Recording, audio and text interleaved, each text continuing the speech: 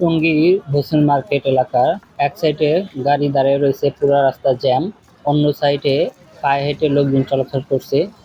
নিশ্চয় সামনে কোনো রাস্তা ব্লকেট করা হয়েছে। চলুন সামনে গিয়ে দেখা যাক। ওই যে সামনে দেখা যাচ্ছে উৎসুক জনতা। নিশ্চয় এই জায়গায় কোনো ব্লক করা হয়েছে। হ্যাঁ, জুম করে দেখা যাচ্ছে যে এই জায়গাটায় ব্লক করা হয়েছে। এটি হলো টঙ্গীর সরকারি কলেজ এবং পাশেই শফিউদ্দিন সরকারি একাডেমির সামনের অংশ।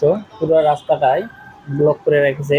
রাস্তা ব্লক করার ফলে গাজীপুর টু ঢাকা মহাসড়ক পুরোপুরি বন্ধ রয়েছে এবং দীর্ঘ যানজটের কিন্তু সৃষ্টি হয়েছে। এক পাশে রাস্তা পুরা ফাঁকা এবং এর অপোজিটের রাস্তাটা কিন্তু পুরাই ব্লক। এক বিন্দু কিন্তু গাড়ি নড়চড় হচ্ছে না।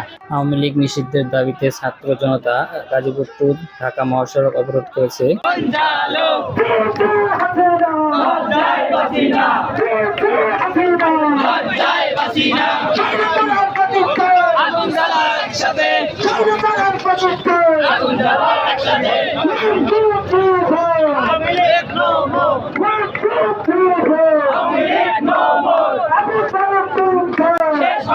যুদ্ধ